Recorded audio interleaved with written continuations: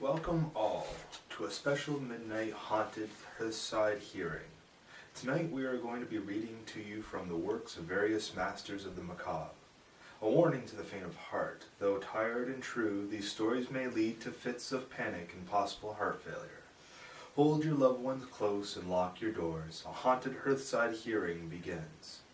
We start the night with a haunting poem by author William Wordsworth from his Poems in 2 volumes.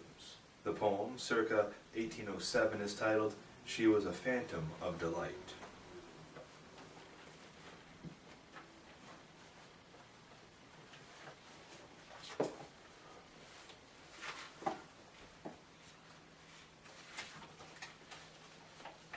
She was a phantom of delight when first she gleamed upon my sight, a lovely apparition sent to be a moment's ornament.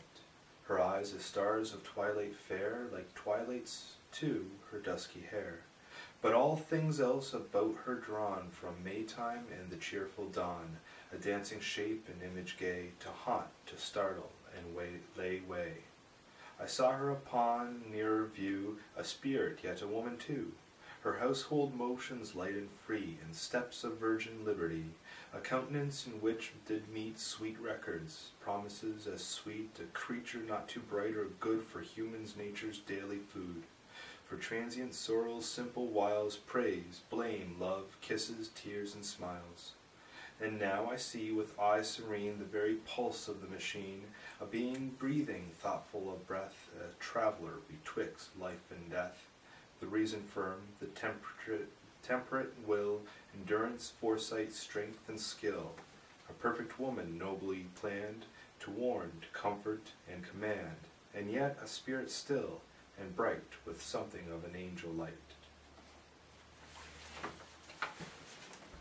Our second selection of the evening comes from the Book of Bargains by Vincent O'Sullivan. It's titled, When I Was Dead.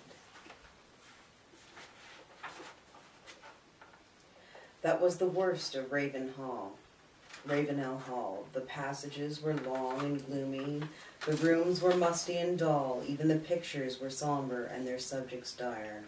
On an autumn evening, when the winds sobbed and wailed through the trees in the park, and the dead leaves whistled and chattered, while the rain clamored at the windows, small wonder that folks with gentle nerves went a-straying in their wits.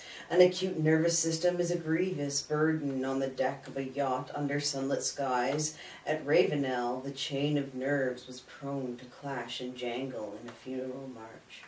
Nerves must be pampered in a tea-drinking community, and the ghosts that your grandfather, with a skinful of port, could face and never tremble sets you in your sobriety sweating and shivering, or becoming scared. Poor ghost of your begoogled eyes and drooping jaw, he quenches expectation by not appearing at all. So I am left to conclude that it was tea which made my acquaintance afraid to stay at Ravenel.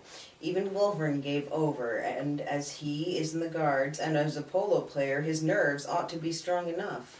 On the night before he went, I was explaining to him my theory that if you place some drops of human blood near you, and then concentrate your thoughts, you will after a while see before you a man or woman who will stay with you during long hours of the night, and even meet with you at unexpected places during the day.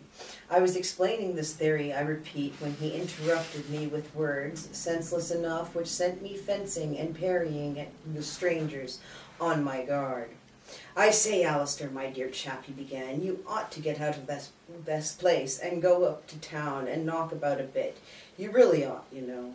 "Yes," I replied, "and get poisoned at the hotels by bad food and at the clubs by bad talk, I suppose. No, thank you, and let me say that your care for my health enervates me." "Well, you can do as you like," he says, rapping with his feet on the floor. "I am hanged if I stay here after tomorrow. I'll be startling mad if I do."